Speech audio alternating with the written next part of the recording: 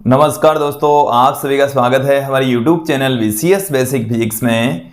आज की इस वीडियो में हम कक्षा 12 जो NCERT की पाठ्य पुस्तक है उसके 11वें चैप्टर विकिरण तथा द्रव्य की द्वैत प्रकृति का एक महत्वपूर्ण टॉपिक लेकर चलेंगे।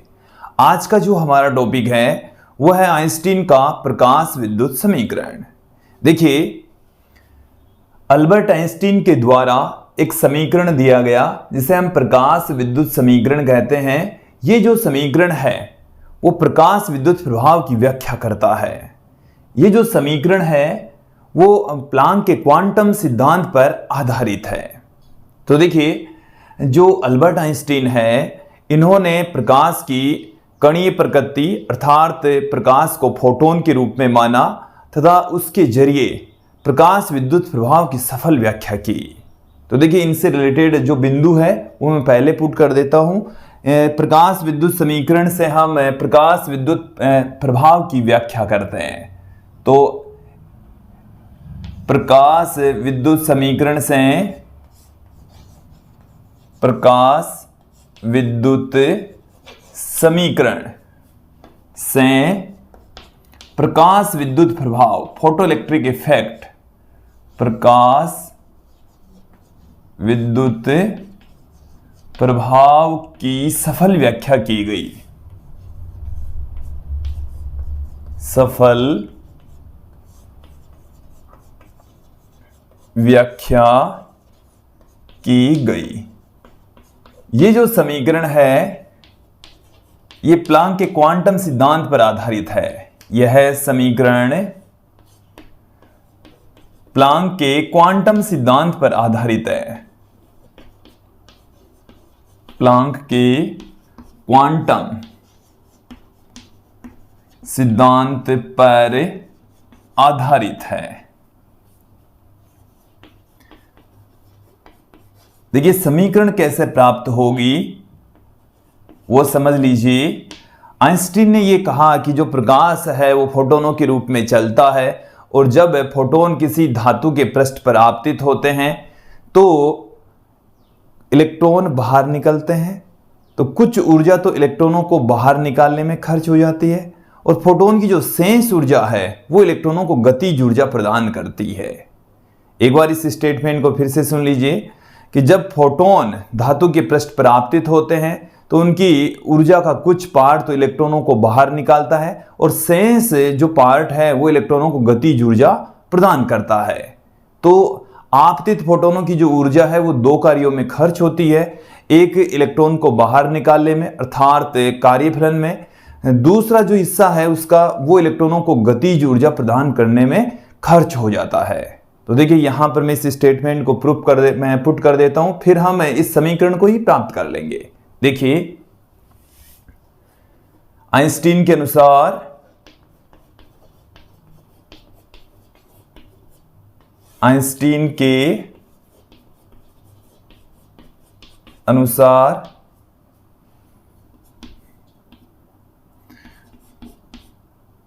प्रकाश फोटोन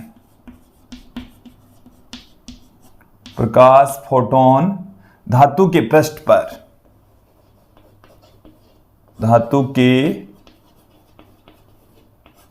पर आपतित होते हैं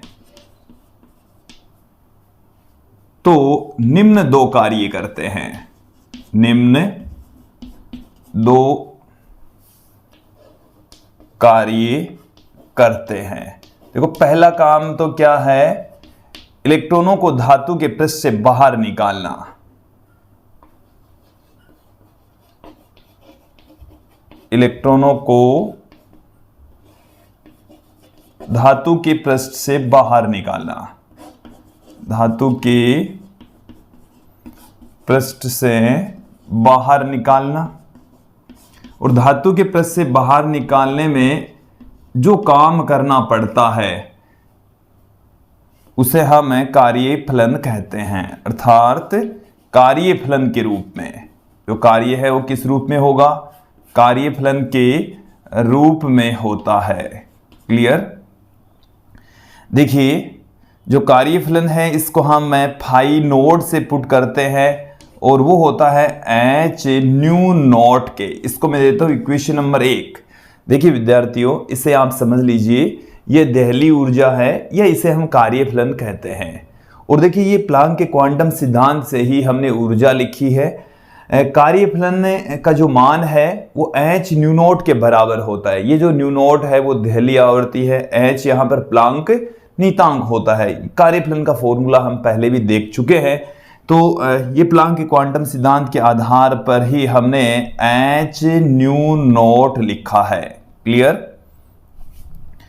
दूसरा जो पार्ट है, दो कार्य करते हैं और उनमें से जो दूसरा कार्य है वो क्या है? इलेक्ट्रॉनों को गतिज ऊर्जा प्रदान करना, इलेक्ट्रॉनों को गतिज ऊर्जा देना, गतिज ऊर्जा देना। दो कामों में खर्च हो जाती है। पहला जो काम है वो इलेक्ट्रॉनों को बाहर निकालना, दूसरा जो कार्य है वो है इलेक्ट्रॉनों को गतिज ऊर्जा प्रदान करना। मतलब जो शेष जो भाग है वो गतिज ऊर्जा में 1/2 m v मैक्सिमम स्क्वायर में लग जाता है और ये EV नोट के बराबर होता है। ये हम पहले पढ़ चुके हैं। ये जो इक्वेशन नंबर 2 है वो हम लास्ट वीडियो में देख चुके हैं, पढ़ चुके हैं। ये समझ में भी आ गई होगी। अब देखिए, इसे हम इस तरीके से लिख सकते हैं कि जो फोटोन की ऊर्जा है वो दो कार्यों में खर्च हो रही है। फोटोन की ऊर्जा का एक हिस्सा इलेक्ट्रॉन को बाहर निकालता है और जो शेष हिस्सा है वो उनको गतिज ऊर्जा प्रदान करता है। तो देखिए, इस प्रकार फोटोन की ऊर्जा, इस प्रकार फोटोन की जो ऊर्जा है वो किसके तुल्य होगी? फोटोन की ऊर्जा, फोटोन की जो ऊर्जा है इसको मैं लिख देता हूं E से। ये दो कामों में खर्च हो रही है, फाई नोट प्लस के मैक्सिमम में। इसको मैं देता हूं इक्वेशन नंबर 3। जो फोटोन की ऊर्जा है E, वो दो काम करती है। एक तो फाई नोट मतलब इलेक्ट्रॉन को धातु के पृष्ठ से बाहर निकालती है, और के मैक्सिमम मतलब जो इलेक्ट्रॉन है उनको गतिज ऊर्जा प्रदान करती है। तो ये दो काम करते हैं फोटोन की ऊर्जा के जरिए। क्लियर। अब देखिए, फोटोन की ऊर्जा हम प्लांक के क्वांटम सिद्धांत से क्या पुट कर सकते हैं? देखिए, प्लांक के क्वांटम सिद्धांत से, प्लांक के क्वांटम सिद्धांत से, क्वांटम सिद्धांत से जो फोटोन की ऊर्जा है E बराबर होती है एच न्यू। इसको मैं देता हूं इक्वेशन नंबर 4। समीकरण 4 हमने इसको दे दिया है। अब देखिए, हम समीकरण 1, 2 और 4 को हम समीकरण 3 में पुट कर देंगे। E का मान, फाई नोट का मान और के मैक्सिमम, तीनों की जो वैल्यू है वो समीकरण 3 के अंदर हम पुट कर देते हैं। तो देखिए हमें क्या मिलेगा? E का जो मान है वो यहां पर रख दिया, तो मैं एक बार लिख देता हूं। समीकरण 1, 2 व 4 को समीकरण 3 में रखने पर, समीकरण 3 में रखने पर, समीकरण 3 के अंदर इसको पुट कर देंगे, रख देंगे। देन हमें क्या मिलेगा? देखिए, एच न्यू बराबर फाई नोट होता है H nu naught. Phi naught क्या है? H nu naught. K maximum की वैल्यू कितनी है? EV naught. के मैक्सिमम की वैल्यू कितनी है? EV naught. ये जो V नॉट है वो देहली अंतक विभव या निरोधी विभव है।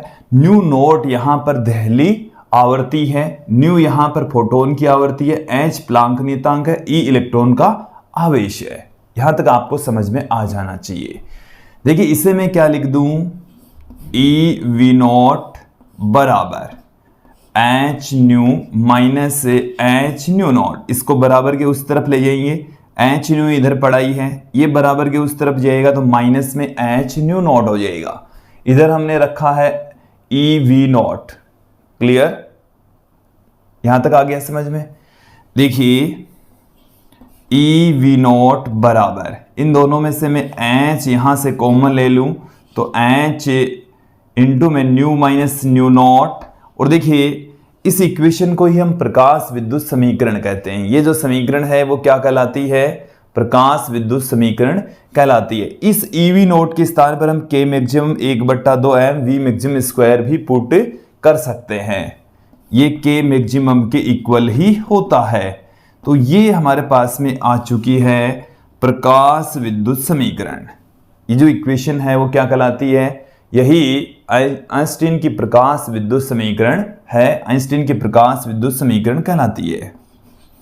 यही आइंस्टीन की प्रकाश विद्युत समीकरण कहलाती है। प्रकाश विद्युत समीकरण कहलाती है। प्रकाश विद्युत समीकरण कहलाती है। क्लियर? तो के मैक्सिमम बराबर आ गया ई वी नॉट बराबर H nu minus nu not. और इसी समीकरण की सहायता से हम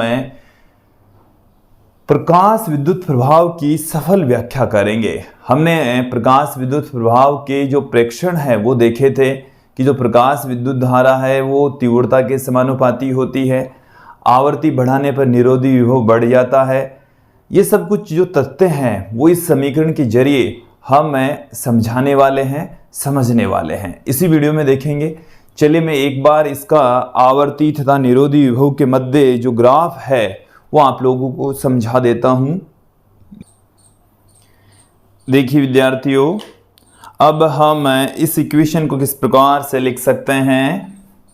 हमारे पास में ई वी नोट बराबर H nu minus nu naught आ चुका है। हम प्रकाश की तरंग धैर्य और आवर्ती के मध्य रिलेशन जानते हैं। C बराबर होता है न्यू लैम्बडा। C बराबर क्या होता है? New lambda. और जब आवर्ती यहाँ पर दहली आवर्ती के बराबर होती है तो जो तरंग धैर्य है वो दहली तरंग धैर्य के इक्वल होगा। तो मैं यहाँ से देखिए न्यू के स्थान पर C बट्टे में लैम्बडा और न्यू नॉट के स्थान पर C बट्टे में लैम्बडा नॉट पुट कर सकते हैं। देन ये जो प्रकाश विद्युत समीकरण है वो एक दूसरे फॉर्म में कन्वर्ट हो जाएगी। के मैक्सिमम बराबर ई वी नॉट बराबर एच। इस न्यू के स्थान पर हम क्या रख दें? इस न्यू के स्थान पर रखा जा सकता है C अपॉन में लैम्बडा। C अपॉन में लैम्बडा। फिर माइनस में इस न्यू नॉट के स्थान पर भी C अपॉन में लैम्बडा नॉट। तो देखो यहां पर C अपॉन लैम्बडा, यहां पर C अपॉन में लैम्बडा नॉट।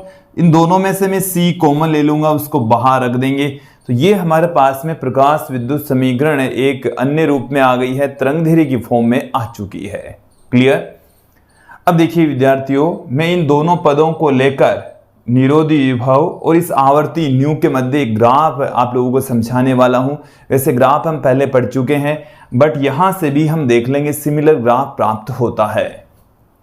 हमारे पास में इक्वेशन है ई वी नॉट बराबर H nu minus nu not.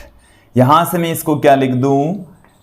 We naught equal to H upon में ई न्यू माइनस में एच अपॉन में ई न्यू नॉट। अब यहां पर हम देखेंगे ये जो इक्वेशन है वो एक रेखा के समीकरण के समतुल्य है। यदि हम इसकी रेखा के समीकरण से तुलना करें, उपरोक्त समीकरण की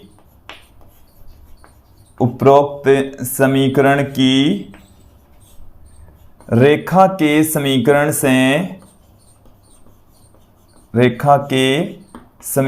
से तुलना करने पर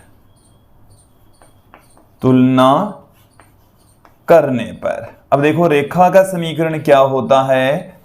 रेखा के समीकरण को हम y बराबर mx प्लस c से प्रदर्शित करते हैं। ये एक रेखा का समीकरण होता है जिसमें ये x एक्सिस है, ये y एक्सिस है और इस तरीके से एक रेखा खींची जाती है। यहाँ ये c इसका अंतःखंड हो जाता है और ये इसका जो ढाल है, यहाँ से जो एंगल है थीटा तो जो टेन थीटा होता है वो होता है m के इक्वल रेखा का ढाल कहलाता है, रेखा का ढाल कहलाता है। क्लियर। देखिए विद्यार्थियों, यदि हम इस इक्वेशन, एक रेखा की समीकरण है, इसकी तुलना इससे करें, देखो y के स्थान पर है v नॉट, अक्ष के स्थान पर है न्यू, m यहाँ पर रेखा का ढाल जो कि h अपॉन में e के बराबर है, और c यहाँ पर अंतःखंड है जो कि माइनस में है, जो कि किस में है, माइनस में है। क्लियर। दोनों की तुलना करने से हमें देखिए क्या क्या मिल रहा है। हमें यहाँ पर ग्राफ भी आप लोगों के सामने रख देता हूँ, किस प्रकार का ग्राफ हमें प्राप्त होगा। एक तरफ हम ले रहे हैं निरोधी विभव v नॉट, निरोधी विभव जिसे हम अंतक विभव भी कह रहे हैं, v नॉट हमने y अक्ष पर ले लिया है। हमने x एक्सिस के ऊपर आवर्ती ले ली है, और इन दोनों के मध्य ग्राफ खींचने पर हमें इस प्रकार का एक ग्राफ प्राप्त होता है। आप यहाँ पर देखेंगे कि यहाँ से लेकर यहाँ तक की जो डिस्टेंस है वो c के इक्वल होती है, जो कि यहाँ पर h upon h new not upon e के बराबर है। देखो माइनस का साइन का मतलब है मूल बिंदु से नीचे की ओर होता है। क्लियर। देखो जो रेखा का ढाल होता है, यदि ये एंगल में थीटा लूं तो m बराबर यहाँ पर जो रेखा का ढाल है वो h अपॉन में e के इक्वल होगा, h अपॉन में e के इक्वल होगा। तो इस प्रकार का ग्राफ हमें प्राप्त होता है। देखो ये जो ग्राफ है, इससे हम बता सकते हैं कि ये जो आवृत्ति है वो दहली आवृत्ति है, इससे कम आवृत्ति पर प्रकाश विद्युत प्रभाव की घटना ही घटित नहीं होती है। तो ये हमने समझा दिया है कि निरोधी विभव और आवर्ती के मध्य ग्राफ एक सरल रेखा के रूप में प्राप्त होता है, जिसका ढाल h अपॉन में e के इक्वल होता है। अब हम बात करते हैं, क्या ये प्रकाश विद्युत समीकरण, ये वाली जो प्रकाश विद्युत समीकरण है, प्रकाश विद्युत प्रभाव की व्याख्या कर पाता है? व्याख्या करता है तो किस प्रकार से करेगा? अब हम देखेंगे प्रकाश विद्युत समीकरण से प्रकाश विद्युत प्रभाव की व्याख्या कुछ बिंदु आप लोगों के सामने रख देते हैं। अब हम देखेंगे आइंस्टीन के प्रकाश विद्युत समीकरण से प्रकाश विद्युत प्रभाव की व्याख्या, प्रकाश विद्युत प्रभाव की व्याख्या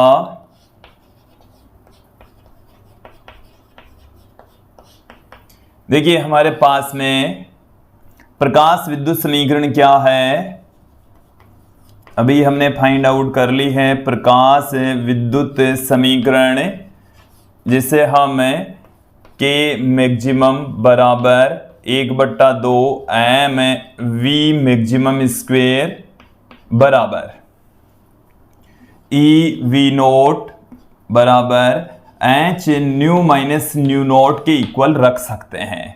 देखो मैंने एक ही समीकरण के अंदर सभी पदों को शामिल कर लिया है। इस इक्वेशन के जरिए हम प्रकाश विद्युत प्रभाव की व्याख्या करेंगे। देखिए पहला जो बिंदु है वो क्या है कि हम सभी जानते हैं कि गतिज ऊर्जा कभी नेगेटिव नहीं होती। गतिज ऊर्जा का मान कभी भी ऋणात्मक नहीं हो सकता, क्योंकि गतिज ऊर्जा द्रव्यमान और वेग के वर्ग के बराबर होता है। तो ये जो वेग का वर्ग है सदैव पॉजिटिव, द्रव्यमान सदैव पॉजिटिव, तो गतिज ऊर्जा सदैव धनात्मक होती है। हम जानते हैं गतिज ऊर्जा सदैव क्या होती है, धनात्मक। तो देखिए यहां से पहला बिंदु देखेंगे, हम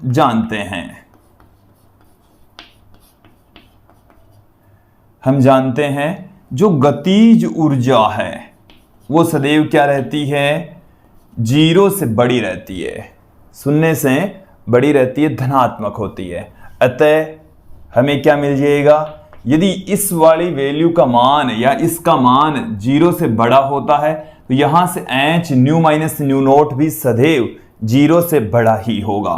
तो h nu minus nu naught greater than equal to 0। तो यहां से देखिए h 0 हो नहीं सकता, nu minus nu naught, nu minus, तो देखो यहां से मैं क्या लिख दूं, nu minus nu naught greater than equal to 0। तो यहां से देखिए इस न्यू नोट को बराबर के उस तरफ ले जाइए, न्यू माइनस न्यू नॉट को, इसको हम बराबर के उस तरफ ले गए तो nu greater than equal to nu naught आ गया। इसका मतलब क्या हुआ है कि प्रकाश विद्युत प्रभाव के लिए आवश्यक है कि जो आपतित प्रकाश फोटोनों की आवृत्ति देहली आवृत्ति से अधिक होनी चाहिए। देखिए, प्रकाश विद्युत प्रभाव के लिए सबसे पहली और आवश्यक कंडीशन भी यही है कि आपतित फोटोनों की आवृत्ति देहली आवृत्ति से अधिक होनी चाहिए। आपतित फोटोनों की आवृत्ति देहली आवृत्ति से अधिक होगी तो ही प्रकाश विद्युत प्रभाव की घटना घटित होगी, अन्यथा नहीं होगी। तो यहां पर न्यू है वो न्यू नॉट से अधिक है। चलिए मैं इसको इस स्टेटमेंट में पुट कर देता हूं, अर्थात प्रकाश विद्युत प्रभाव के लिए, प्रकाश विद्युत प्रभाव के लिए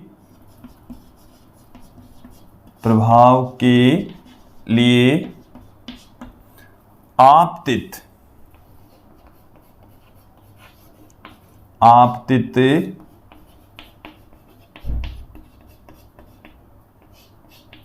प्रकाश विद्युत प्रभाव के लिए आपतित फोटोनों की आवृत्ति देहली आवृत्ति से अधिक होनी चाहिए। देहली आवृत्ति से अधिक होनी चाहिए। देहली आवृत्ति से अधिक होनी चाहिए। क्लियर? ये बिंदु आपको स्पष्ट हो जाना चाहिए, समझ में आ जाना चाहिए। क्लियर? दूसरे बिंदु की ओर बढ़ते हैं अब हम कि यदि हम इसे न्यू का मान बढ़ाएं। देखो, न्यू नॉट का मान तो किसी पदार्थ के लिए फिक्स है। जैसे सीजियम के लिए 2.14 इलेक्ट्रॉन वोल्ट होता है, प्लेटिनम के लिए 5.65 इलेक्ट्रॉन वोल्ट होता है। तो अलग अलग पदार्थों के लिए इस न्यू नॉट का मान फिक्स है, मतलब देहली आवृत्ति उस मैटर के लिए फिक्स होती है। तो यदि आप आवृत्ति बढ़ाएंगे, आपतित फोटोन की आवृत्ति बढ़ाएंगे तो इस न्यू का मान बढ़ेगा। अब देखो, न्यू का मान बढ़ने से क्या होगा, एक तो निरोधी विभव बढ़ेगा, एक गतिज ऊर्जा बढ़ेगी। तो यहां पर मैं इनको दो बिंदुओं में पुट करूंगा, समझ लेंगे कि आपतित फोटोन की आवृत्ति बढ़ाने पर निरोधी विभव का मान बढ़ जाता है। प्रकाश विद्युत समीकरण से स्पष्ट हो रहा है कि आपतित फोटोन की आवृत्ति मतलब न्यू बढ़ाने पर निरोधी विभव बढ़ जाएगा। यहां से ये वाली वैल्यू बढ़ेगी तो इसका पूरे का मान बढ़ेगा। यहां पर इलेक्ट्रॉन का आवेश नियत है तो वी नॉट का मान बढ़ेगा। सीधी सी बात है, किसकी वैल्यू बढ़ेगी, वी नॉट। और वी नॉट क्या है, निरोधी विभव। तो आपतित प्रकाश की आवृत्ति बढ़ाने पर निरोधी विभव का मान बढ़ जाता है। तो दूसरा बिंदु क्या है, प्रकाश विद्युत समीकरण से स्पष्ट है कि इस समीकरण से स्पष्ट है कि आपतित प्रकाश की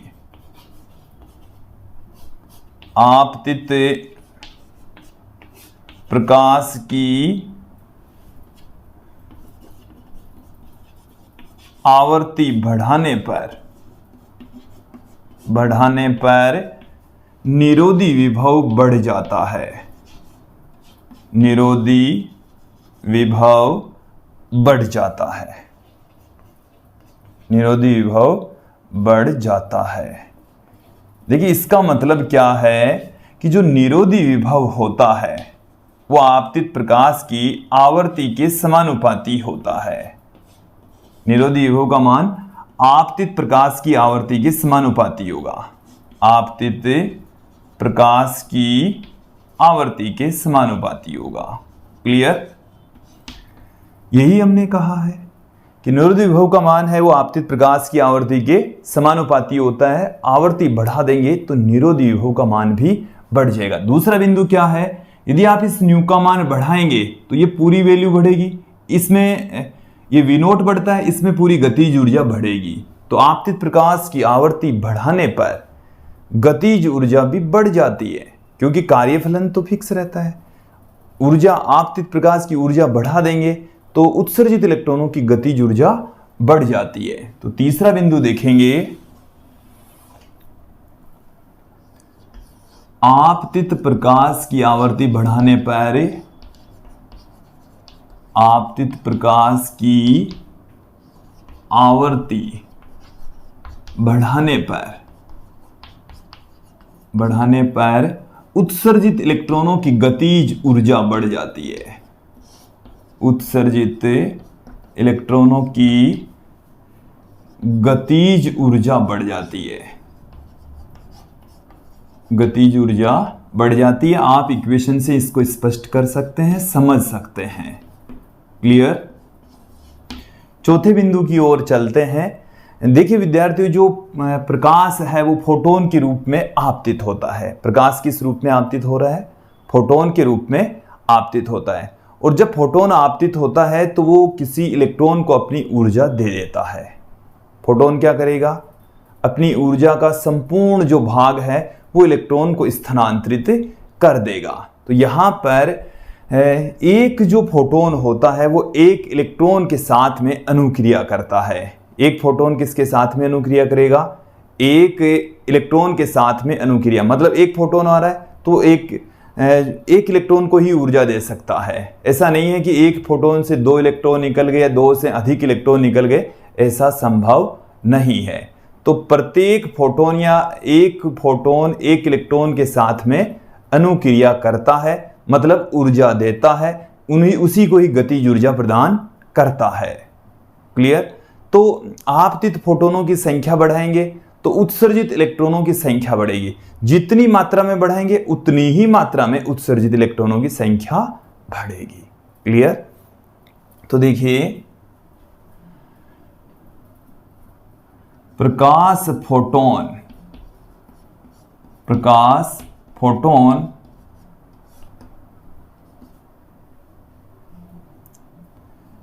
चलिए मैं इसको ऐसे लिखता हूं। आपतित प्रकाश में एक फोटोन एक इलेक्ट्रॉन के साथ में अनुक्रिया करता है। एक फोटोन एक इलेक्ट्रॉन के साथ में अनुक्रिया करेगा।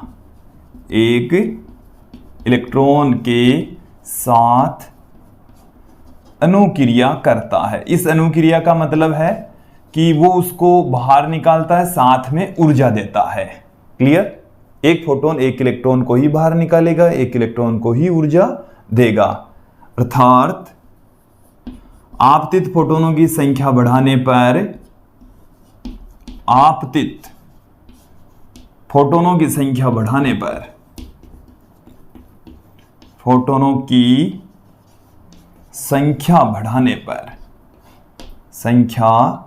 बढ़ाने पर उत्सर्जित इलेक्ट्रॉनों की संख्या बढ़ जाती है।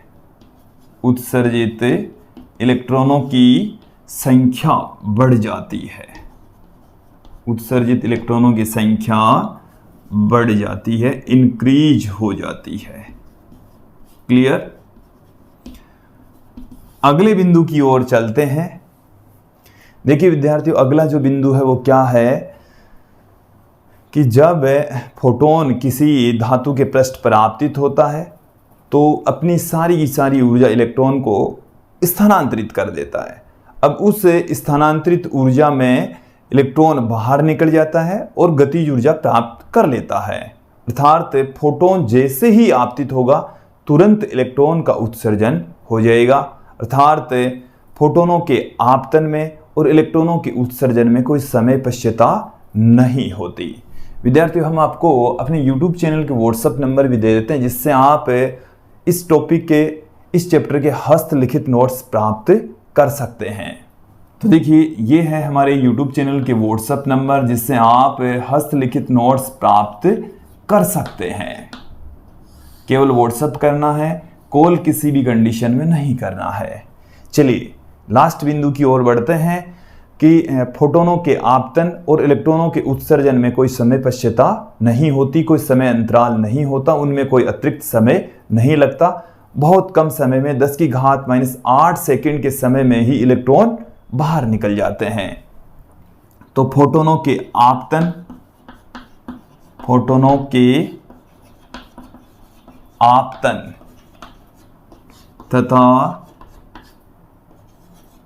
तथा इलेक्ट्रॉनों के उत्सर्जन इलेक्ट्रॉनों के उत्सर्जन में कोई समय पश्चिता नहीं होती, कोई समय पश्चिता नहीं होती है, कोई समय पश्चिता नहीं होती है।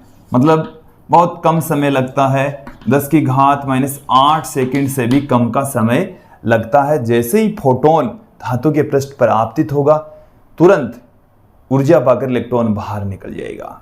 तो विद्यार्थियों, ये था आज का हमारा वीडियो, जिसमें आपने देखा आइंस्टीन का प्रकाश विद्युत समीकरण और किस तरीके से हम प्रकाश विद्युत प्रभाव की सफल व्याख्या कर सकते हैं। आज के इस वीडियो में इतना ही। धन्यवाद दोस्तों।